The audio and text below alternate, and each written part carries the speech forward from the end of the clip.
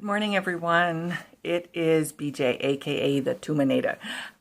First of all, for today, it's Saturday, March 18th, and I want to send out a huge thank you to a good friend and colleague of mine, Sanjeshna, who actually she and Brenda were so kind and took me to lunch yesterday for a belated birthday lunch.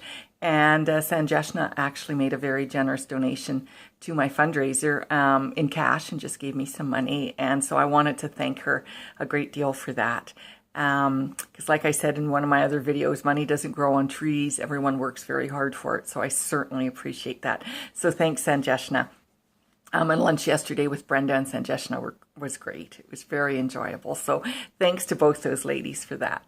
Oh, and I forgot to say yesterday, I'm so excited. Guess what I got to do yesterday that I haven't done in over 4 months since chemo started, was have coffee here at home. I love coffee. I have lots of coffee here, you know, instant, percolated, Keurig cups, all that stuff, and I love coffee.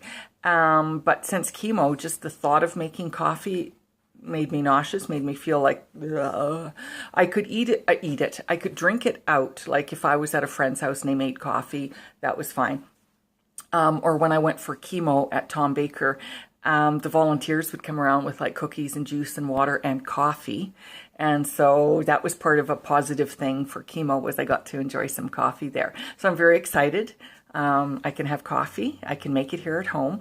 And I had some this morning. The only other thing I still can't manage at home, it makes me feel nauseous just thinking about it, is actually cooking meat. Unless it's like in a stew or a soup where it goes in the crock pot, then that's fine. But to actually broil something or whatever, I just can't. Just the thought of it makes me feel pretty nauseous. And I can eat it, like if I'm at someone's house or at a restaurant or something, I can eat it. I just can't stomach the thought of cooking it here. So, and that's since chemo as well. So I'm hoping that will fade, you know, a bit more as time goes by.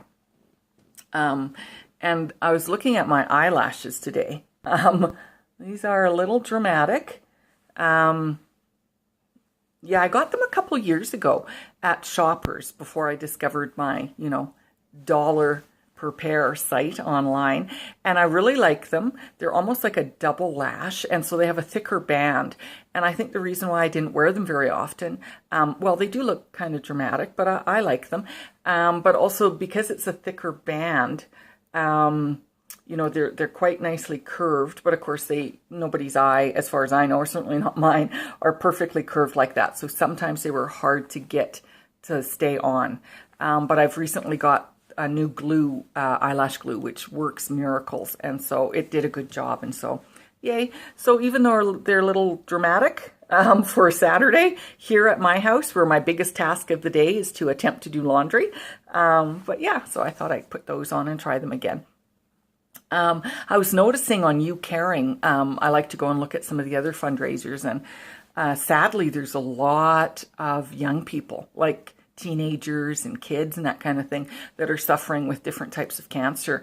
I think most of these are in the States, because a lot of them are set up to help with their medical expenses, and that's pretty sad. Like thank goodness here in Alberta and in Canada, our medical care for cancer and that kind of thing, it's covered. You don't have to pay, I didn't have to pay for any of my chemotherapy sessions, any of my drugs. It's either covered through Tom Baker, like letrozole, I get through them. Apparently it's paid by the government, whether that's provincial or federal, I'm not sure. And then my other drugs are covered through my insurance plan through work. So yeah, I feel really badly for people that are struggling and, you know, have these medical expenses. It's life or death. It's not something like you're doing for fun. So, and young people, young kids. Like I said on my first video, I always thought cancer was an illness for older people, right? 70s, 80s and upwards. But I think with early detection, I think is why we might be getting younger people with cancer. So yeah, so I feel for everybody that's in that position, that's for sure. And I've set a timer on my phone so I don't run out of time. Oh, I see. I can see right on here how long I've gone. Okay. Learning something every day. And like I posted on Facebook earlier this morning, my friend Dawn had said, hey, I can't see your videos. Are they private, or did you remember to make them public? So I checked on my YouTube, because you have to, for You Caring, they can load videos either from Facebook or YouTube. So I just created a YouTube channel, and then I post them from there, but I'd forgotten to publish them. Like, you know, so every day I'm trying to learn something new here. So yeah, oh, and I wanted to say too, how did we come up with the name, the Tumournator, for this site? And I cannot take credit, not at all, for that. When I was over at Dawn's house and she was helping me organize this page for You Caring, we were trying to come up with a clever name of some sort, something that's, you know, a little bit humorous and all that. So I simply Googled, you know, funny names for cancer fundraisers. And they had suggested some team names. And one of the teams was called the Tumournator.